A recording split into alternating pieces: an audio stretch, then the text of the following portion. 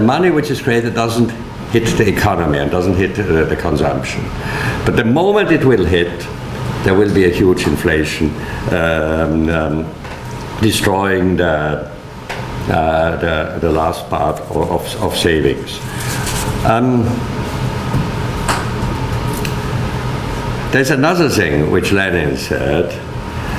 The way to crush the bourgeoisie is to grind them between the millstones of taxation and inflation.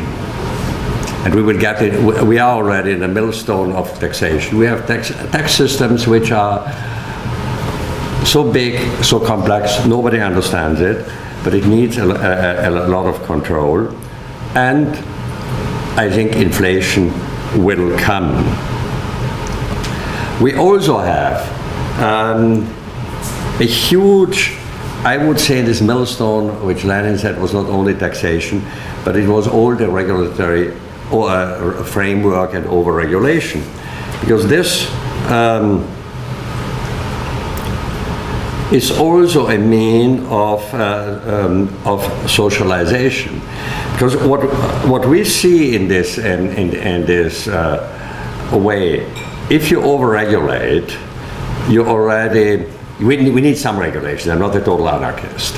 I believe in certain regulation. But when you over-regulate, you limit the choice of the entrepreneur, the choice of the companies, the choice of the simple one. This is, you take away part of the property.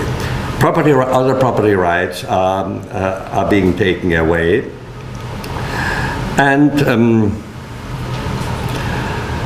And there's a third thing which limits, but I will come to that later, is the issue of abolishing cash, and this wish.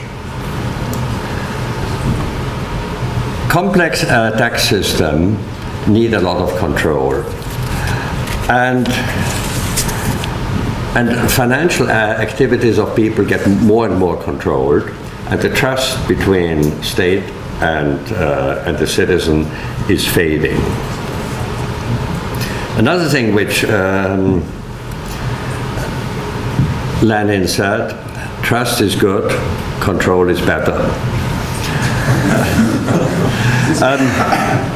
We have abolishing cash, we have more tax data, we have data storage. And you know, you're becoming a more and more transparent citizen. So actually, I would say that we could actually see the citizen as a shareholder and the state as a company. The citizen should be the shareholder.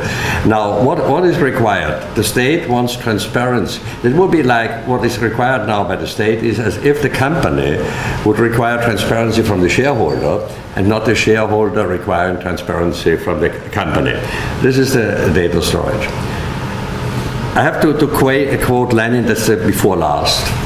He was talking about the useful idiot. And we have a lot of useful idiots in this issue now of the transparency of the citizen. These are the people, they say, we don't care. We want security, we don't care, we have nothing to hide.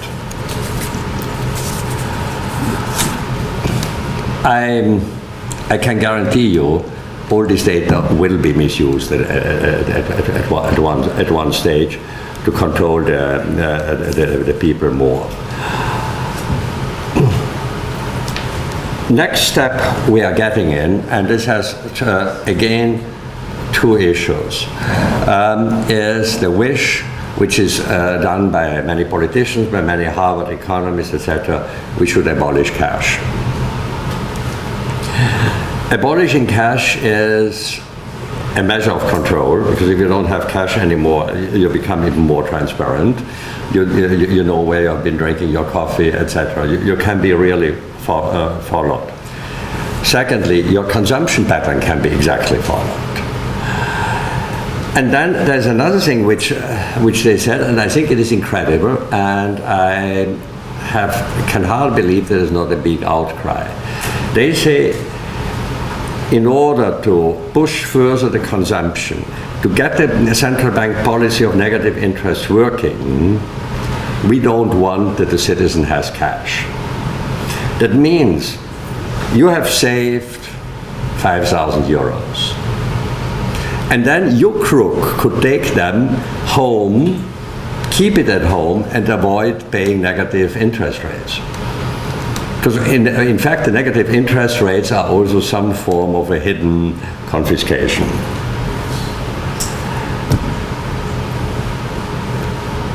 What happens now, and then I will finish.